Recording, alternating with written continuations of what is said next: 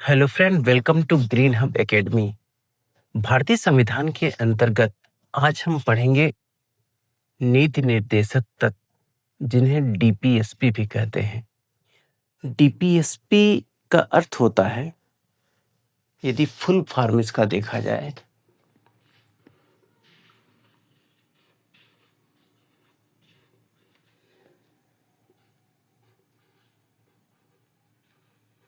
Directive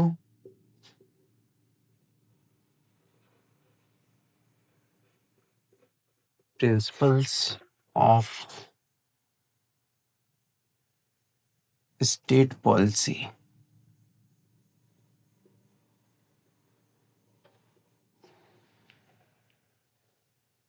नीति निर्देशक तत्व।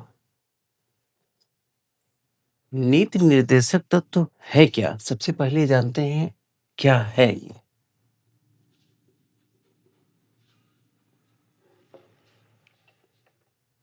तो राज्य के नीति निर्देशक तत्व भारतीय संविधान के मार्गदर्शक हैं, जिन्हें केंद्र व राज्य सरकारें नीति व नियम बनाते समय इनका ध्यान रखना चाहिए।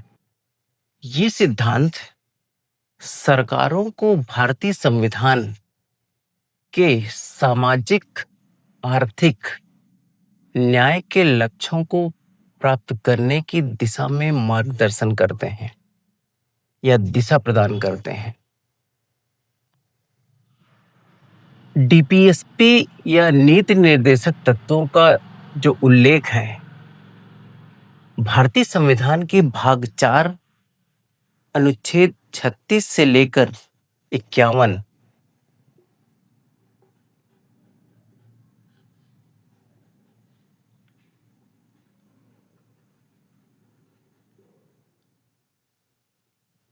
36 से 51 के बीच जो है सूचीबद्ध किया गया है, और यह विचार 1937 के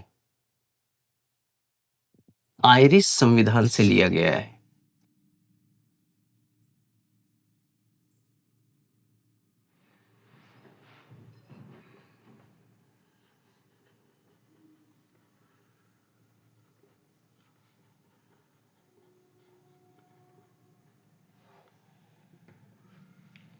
डॉक्टर बी.आर. अंबेडकर ने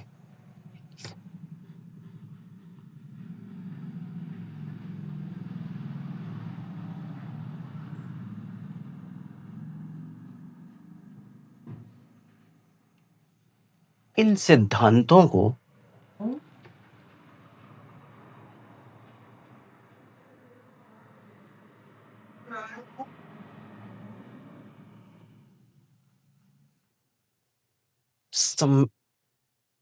संविधान की महान विशेषताओं के रूप में वर्णित किया गया है।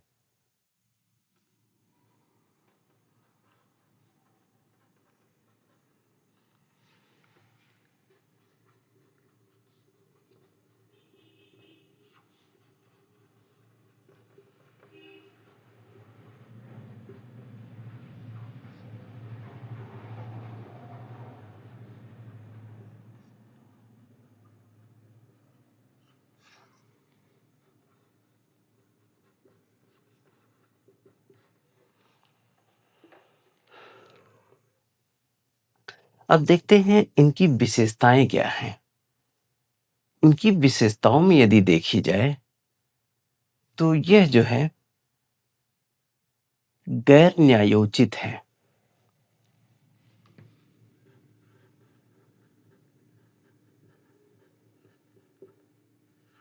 तो पहला जो है इसकी विशेषता है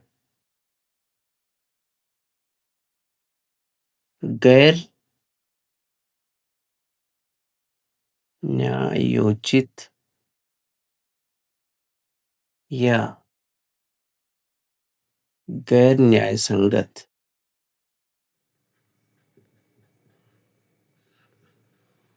गैर न्यायोचित के अंतर्गत हम कहेंगे कि यह जो है कानूनी रूप से लागू करने योग्य नहीं है।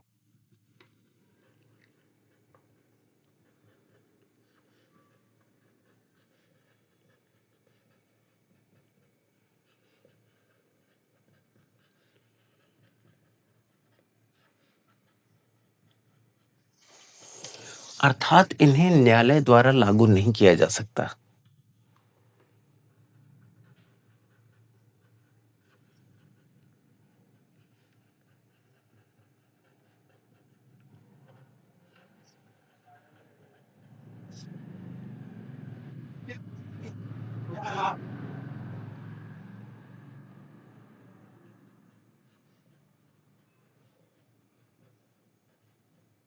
इसके बाद अगली विशेषता है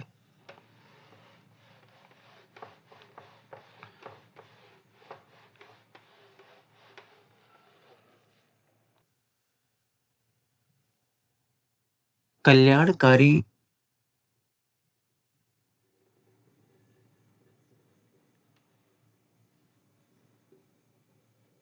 राज्य की स्थापना।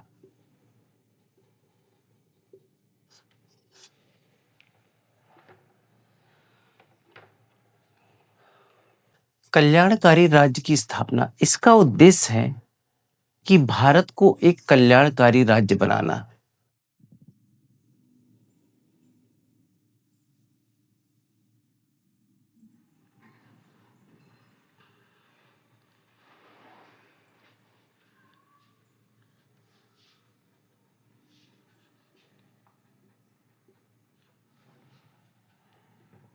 अगली विशेषता है इसकी सामाजिक आर्थिक लोकतंत्र।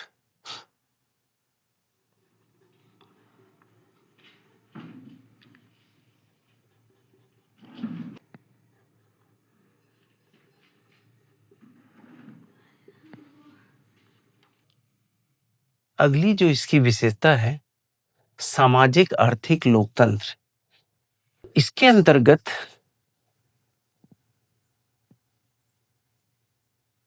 ये सिद्धांत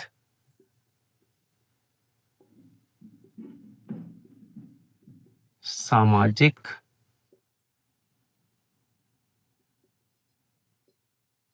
आर्थिक लोकतंत्र की स्थापना में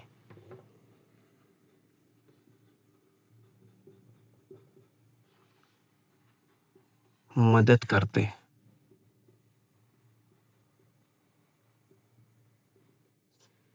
अगला है न्यायपालिका की स्थापना।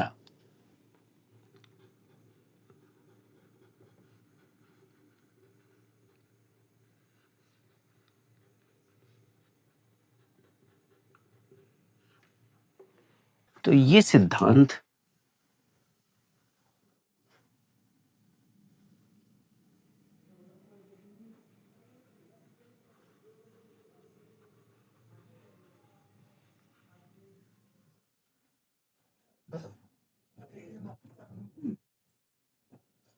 व्याख्याओं में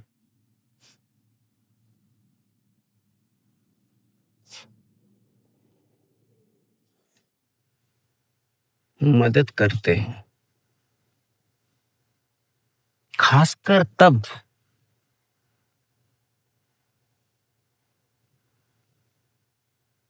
जब कोई कानून सामाजिक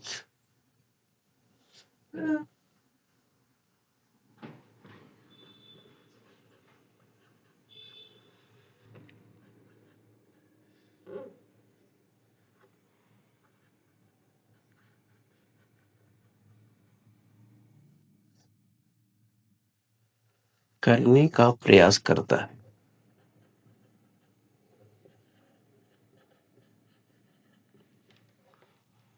तो ये थी इसकी विशेषताएं। अब देखते हैं कि डीपीएसपी का जो है 3 प्रकार से वर्गीकरण किया गया है, इसको डिवाइड किया गया है।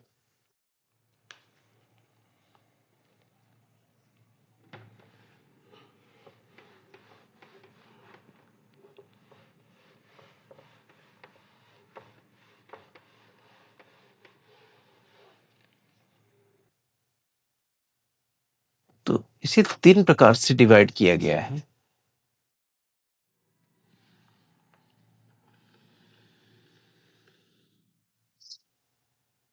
पहला है समाजवादी सिद्धांत।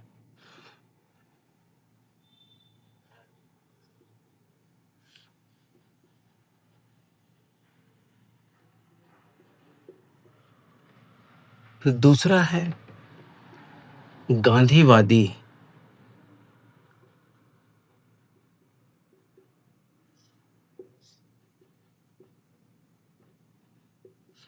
और तीसरा है उदारवादी बौद्धिक सिद्धांत।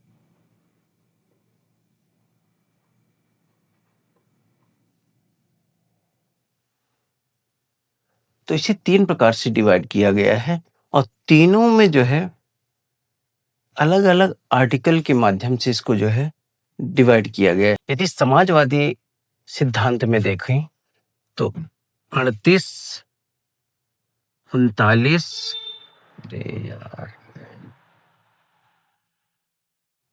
39A, 41, 42, 43, 43A और 47। गांधीवादी सिद्धांत में 40, 43, 43B, 46, 47 और ये 48। उदारवादी सिद्धांत में 44, 45, 48A, 49, 50 और 51। तो ये इसमें ये डिवाइड किया गया है।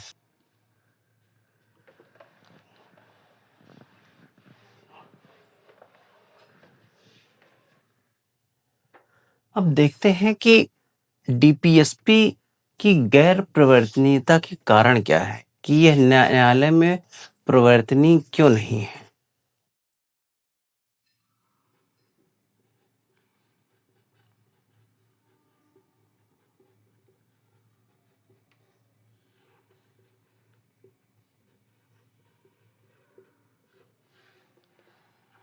इसका पहला कारण है संसाधनों की कमी।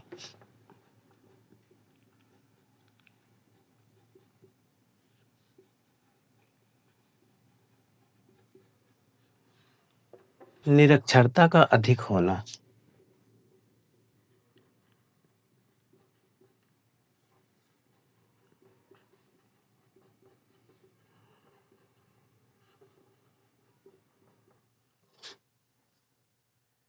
तीसरा है ऐतिहासिक कारण यानी विभाजन।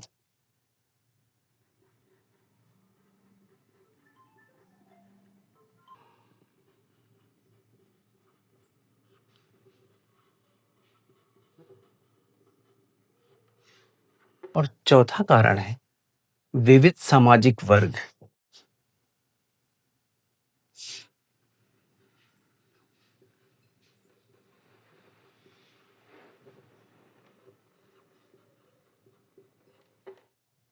तो ये थे इसके जो न्यायालय में प्रवर्तनीय नहीं है उसके कारण क्या है। इसके बाद देखते हैं आर्टिकल।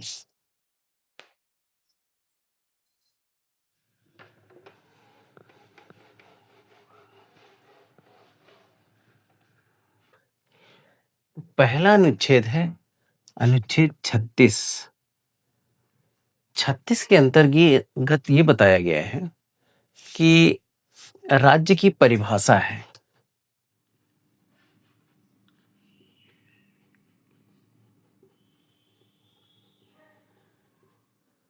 राज्य की परिभाषा, और यह राज्य की परिभाषा फंडामेंटल राइट में आर्टिकल 12 में भी दिया गया है। 12 में भी यही वर्णित किया गया है। इसमें यह बताया गया है कि केंद्र सरकार व संसद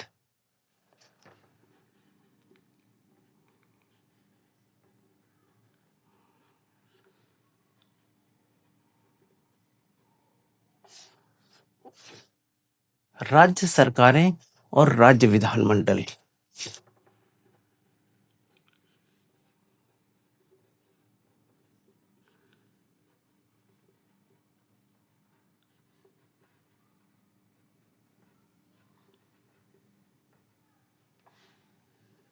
स्थानीय स्वशासन।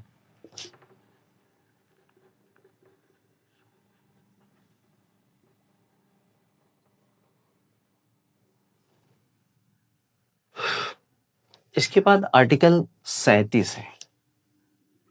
आर्टिकल 37 कहता है कि संविधान के भाग 4 के उपबंध किसी भी न्यायालय में प्रवर्तनीय नहीं होंगे। तो यह न्यायालय में जो है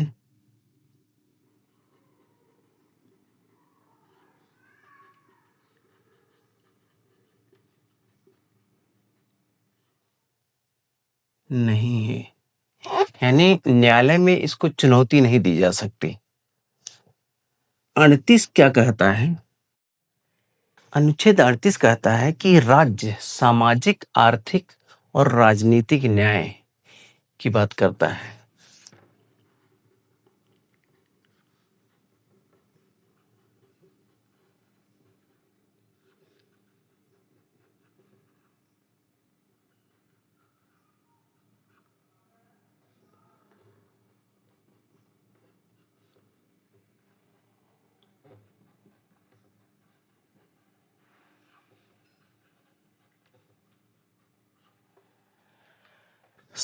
राज्य जो है सामाजिक, आर्थिक और राजनीतिक न्याय सुनिश्चित करे।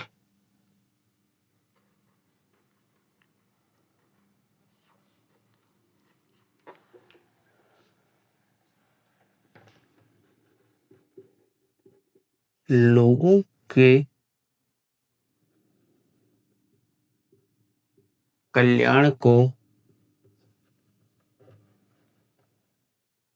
सुनिश्चित करने का प्रयास करेगा।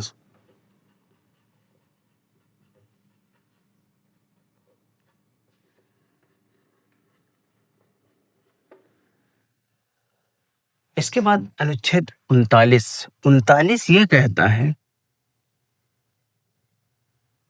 कि संसाधनों का समान रूप से वितरण होना चाहिए। राज्य क्या करेगा? संसाधनों का समान रूप से वितरण करेगा। धन का संकेंद्रण नहीं करना है।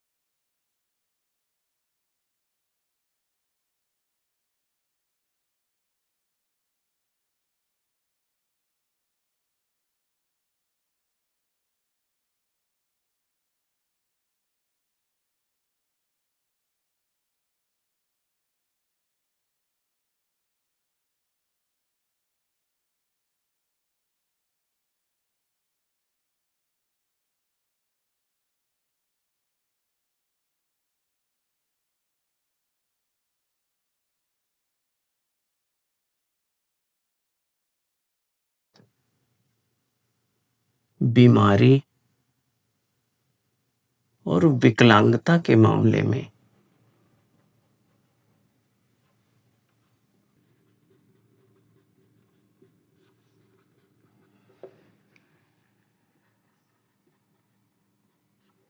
शिक्षा पाने, कार्य करने और सार्वजनिक सहायता प्राप्त करने का अधिकार है।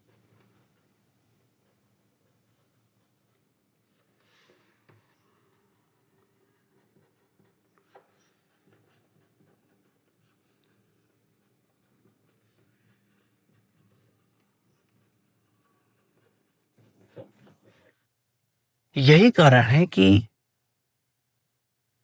मनरेगा अधिनियम 2005 इसी को ध्यान में रखते हुए ले आया गया था।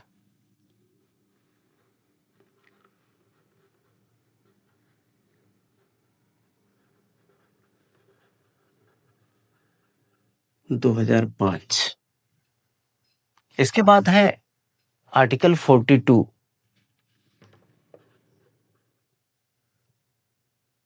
अब जो काम पाने का एक तो अधिकार मिला है, कुछ दशा में काम पाने का अधिकार है।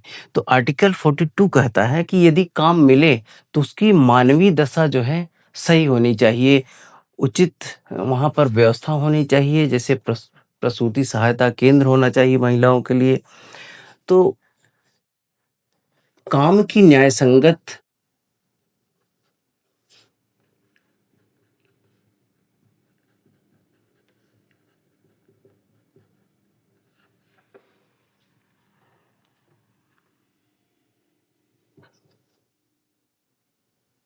मानवीय दशा जो है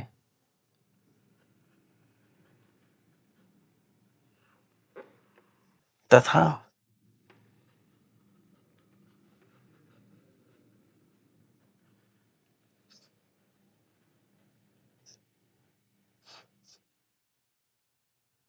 केंद्र उपलब्ध होना चाहिए। इसके बाद आर्टिकल 43। आर्टिकल 43 कहता है कि उचित निर्वाह मजदूरी, यदि हम काम कर रहे हैं तो उसकी उचित जो है मजदूरी मिलनी चाहिए। उचित निर्वाह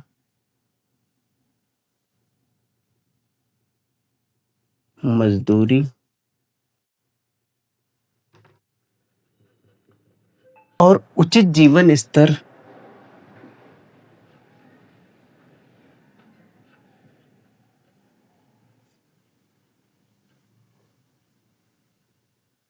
सुनिश्चित करने का प्रयास होना चाहिए। इसके बाद अगला आर्टिकल है आर्टिकल 43A। आर्टिकल 43A कहता है कि उद्योगों के प्रबंधन में मजदूरों की भागीदारी।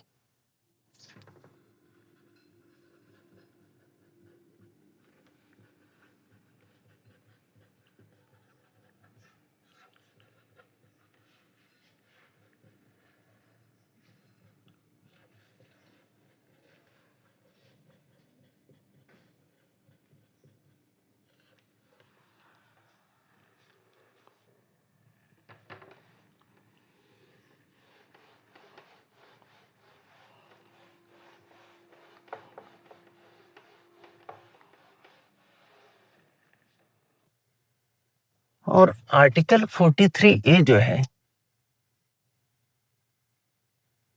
यह 42वें संविधान संशोधन कॉन्स्टिट्यूशनल अमेंडमेंट 1976 द्वारा लाया गया था। इसके बाद आएगा 43B, सहकारी समितियों को बढ़ावा देना।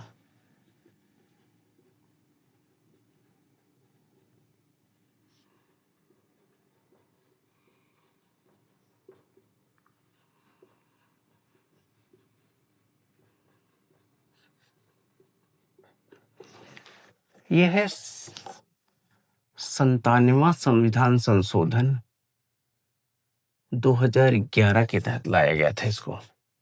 इसके बाद आर्टिकल 44 है। आर्टिकल 44 कहता है कि समान न्याय संहिता, यानी 4 और 4 बराबर है। समान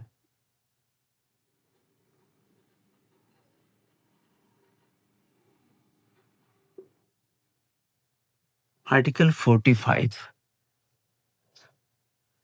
आर्टिकल 45 ये जो है, इससे पहले इसमें एक उपबंध जुड़ा करता था कि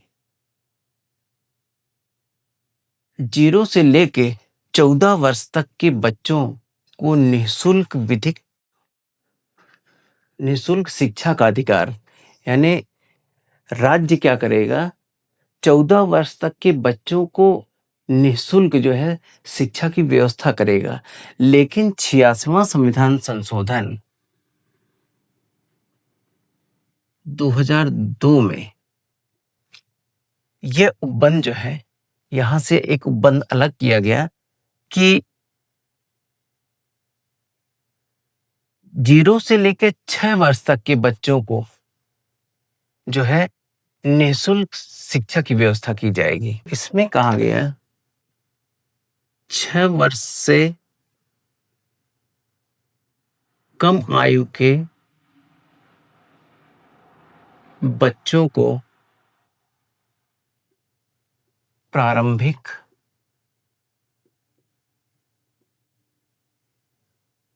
बाल्यावस्था, देखभाल और शिक्षा,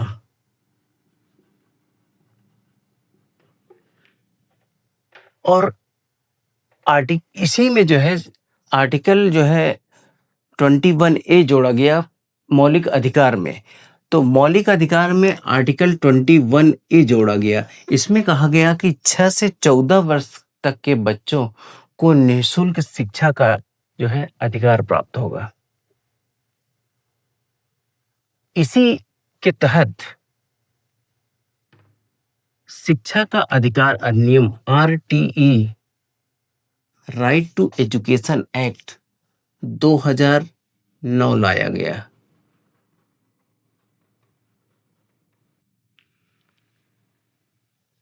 अगला आर्टिकल है आर्टिकल 46। आर्टिकल 46 कहता है कि राज्य सामाजिक रूप से कमजोर वर्ग जैसे SC, ST और अन्य कमजोर वर्गों को शैक्षिक और आर्थिक सहायता प्रदान करेगा।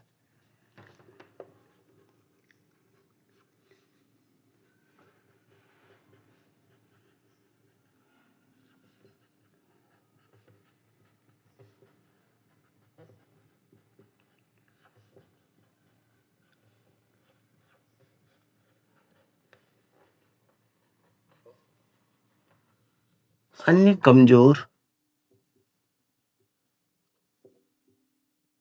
वर्गों के लिए शैक्षिक और आर्थिक सहायता प्रदान करेगा।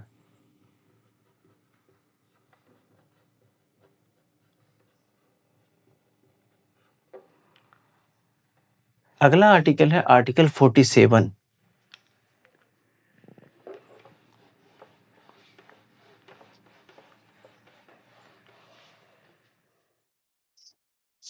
अगला आर्टिकल है आर्टिकल 47। पोषण,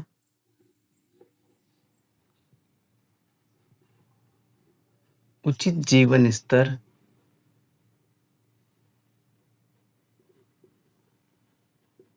और सार्वजनिक स्वास्थ्य।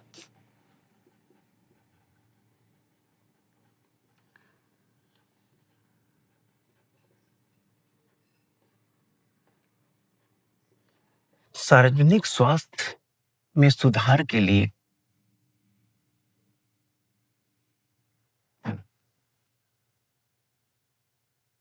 सुधार तथा नशीले पेय पदार्थों पर रोक लगाएगा राज्य जो है।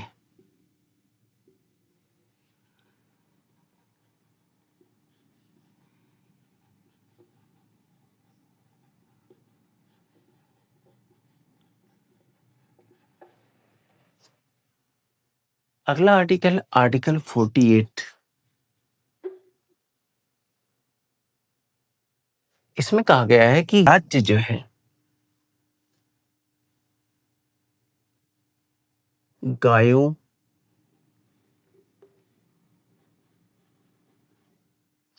बछड़ों और अन्य दुधारू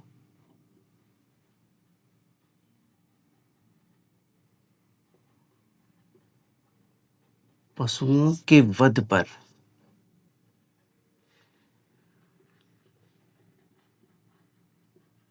प्रतिबंध लगाएगा।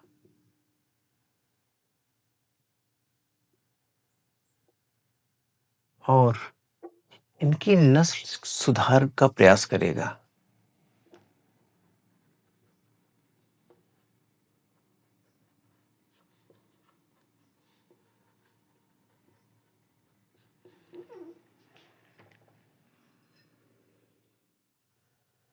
आर्टिकल 49। इसके बाद है आर्टिकल 48A। पर्यावरण संरक्षक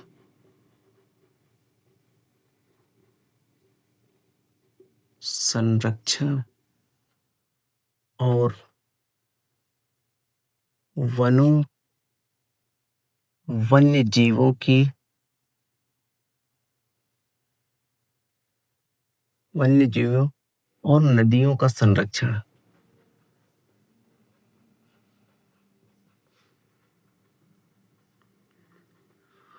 इसी के तहत जो है पर्यावरण वन्य जीव संरक्षण अधिनियम 1972 लाया गया और जैव विविधता अधिनियम 2002 लाया गया। वन्य जीव संरक्षण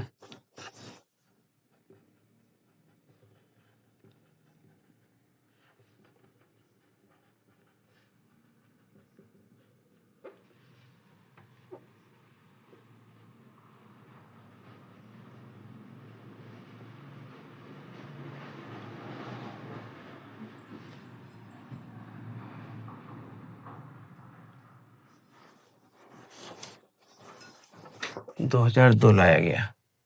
इसके बाद आर्टिकल 49 है राष्ट्रीय महत्व के स्मारकों स्थानों का संरक्षण।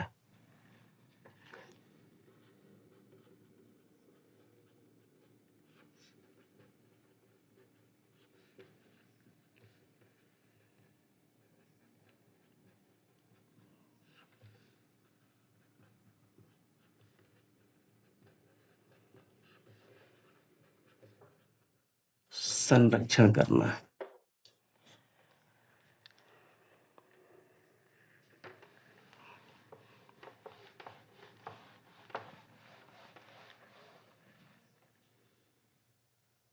आर्टिकल 50। इसमें कहा गया है कि कार्यपालिका को न्यायपालिका से पृथक होना चाहिए।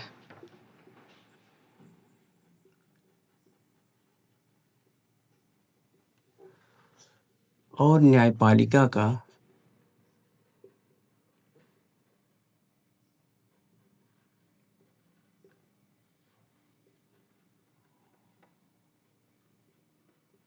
करण। अंत में है आर्टिकल 51। राज्य द्वारा अंतरराष्ट्रीय शांति और सुरक्षा को प्रोत्साहन।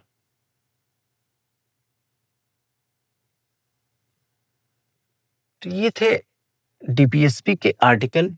इसमें आप कुछ चीजें देखते हैं, जैसे इनकी आलोचना क्यों की जाती है और फंडामेंटल राइट और डीपीएसपी में अंतर क्या है।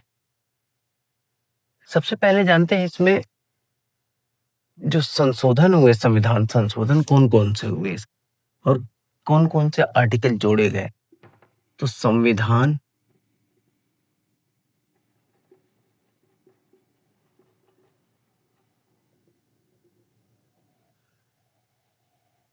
तो 42वां संविधान संशोधन 1976 इसके तहत जो है 39A 43A और 48A ये जो है 42वां संविधान संशोधन 1976 द्वारा जोड़े गए। इसके बाद 43B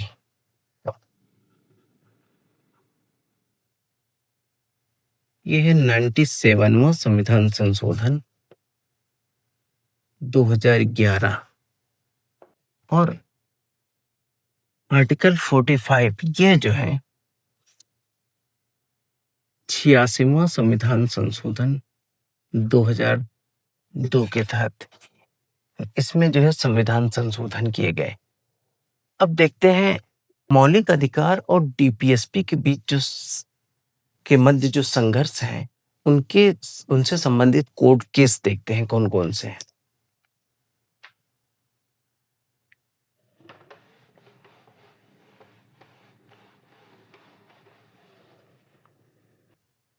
तो पहला केस था इसमें चंपकम दोरायराजन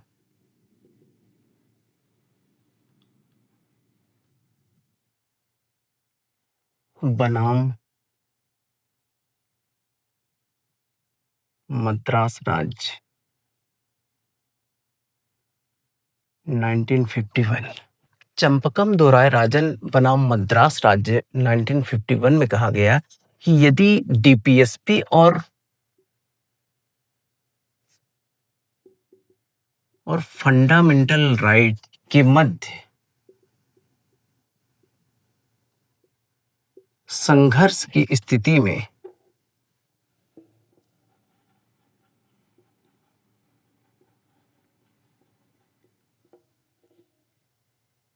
फंडामेंटल राइट जो है वो प्रभावी होंगे।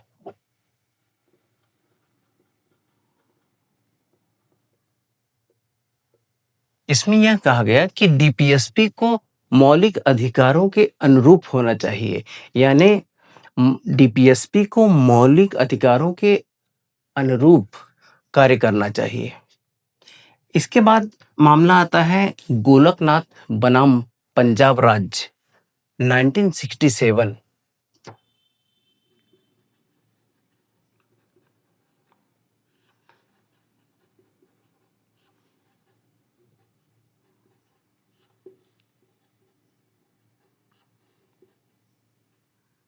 में तो गोलकनाथ बनाम पंजाब राज्य 1967 में कहा गया कि डीपीएसपी के कार्यान्वयन के लिए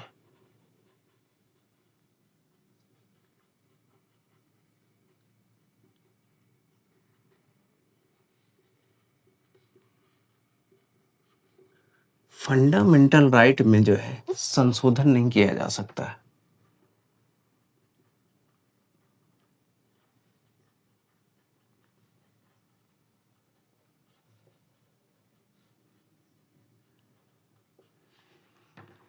इसके बाद आता है केशवानंद भारती बनाम केरल राज्य 1973।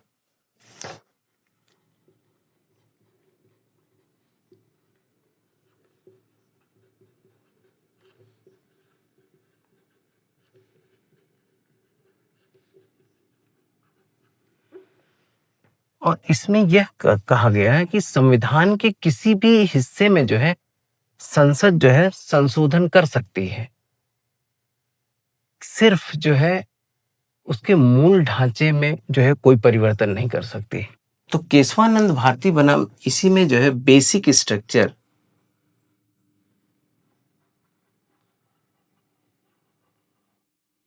की अवधारणा जो थी वो सामने आई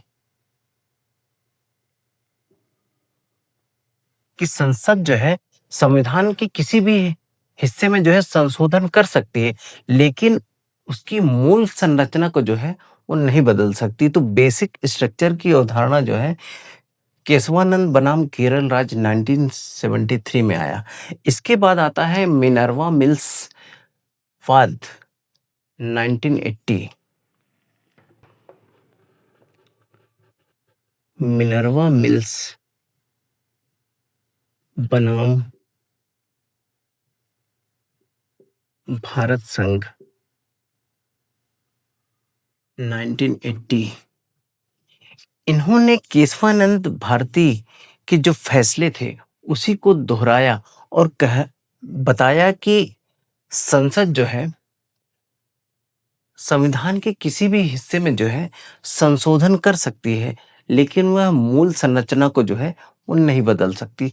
तो ये थे डीपीएसपी और फंडामेंटल राइट के मध्य संघर्ष के से संबंधित कोर्ट केस। अब देखते हैं फंडामेंटल राइट और डीपीएसपी में क्या अंतर है।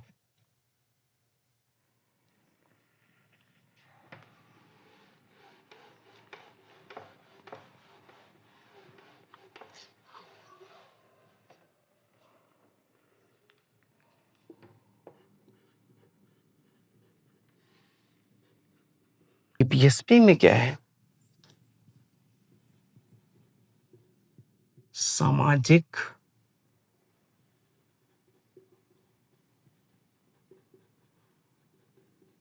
आर्थिक लोकतंत्र। इसमें है राजनीतिक लोकतंत्र और नागरिक अधिकार।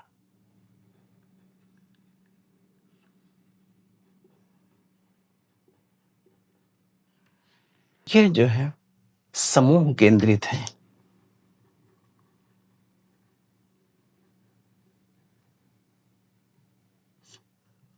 और ये जो है व्यक्ति केंद्रित है।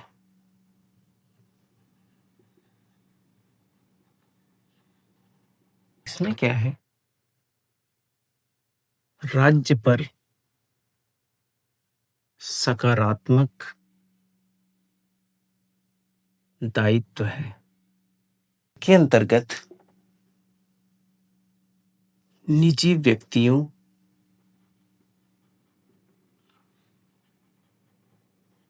और राज्य पर प्रतिबंध है।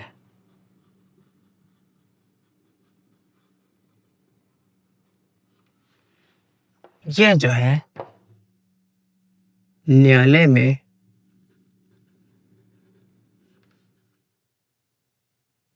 प्रवर्तनीय नहीं है और यह जो है प्रवर्तनीय है। मतलब इसे न्यायालय द्वारा लागू नहीं करवाया जा सकता, लेकिन इसे जो है इसे पाने के लिए जो है आर्टिकल 32 सुप्रीम कोर्ट के तहत और हाई कोर्ट के तहत आर्टिकल 226 के तहत जो है कोर्ट से जो है न्यायिक अधिकारों की मांग की जा सकती है।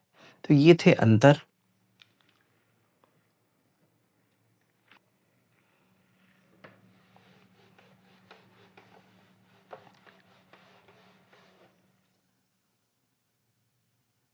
अब देखते हैं डीपीएसपी की आलोचना क्यों की जाती है।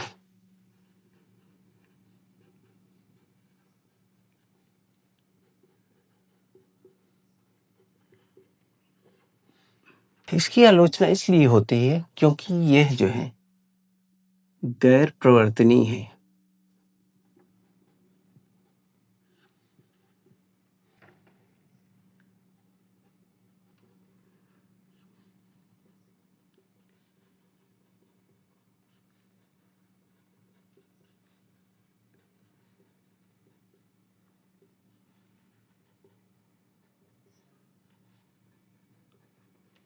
स्पष्टता का अभाव है।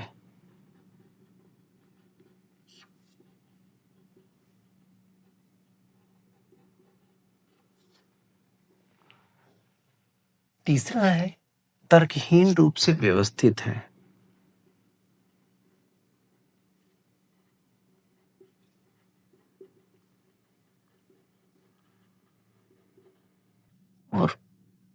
संवैधानिक टकराव।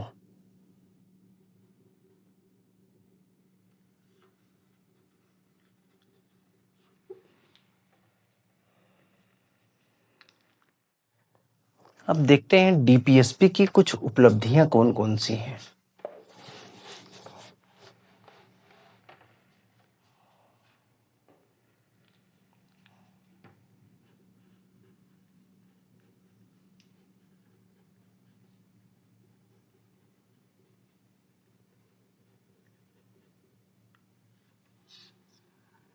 की उपलब्धि है कि काम पाने का अधिकार।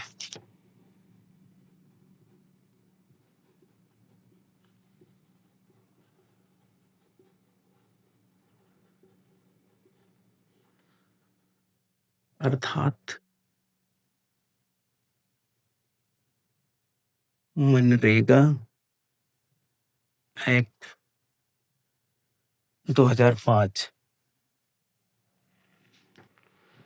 शिक्षा का अधिकार,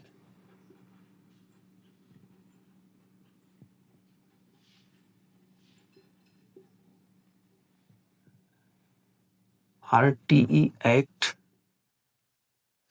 2009, महिला सशक्तिकरण के अंतर्गत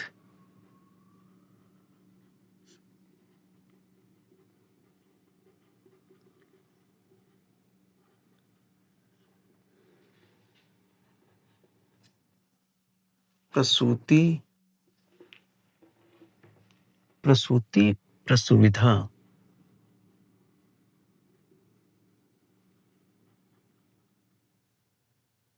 अधिनियम 2005, वन्य जीव संरक्षण अधिनियम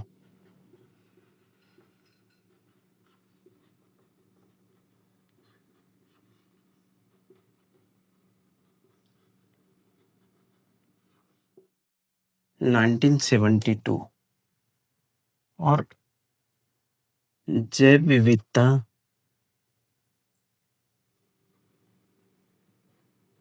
संरक्षण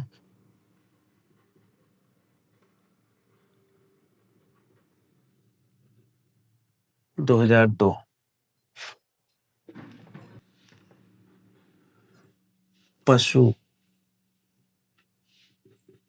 पशुओं के प्रति क्रूरता अधिनियम 1960। तो ये डीपीएसपी की उपलब्धियां थी। इस प्रकार से ये डीपीएसपी जो था कंप्लीट हुआ।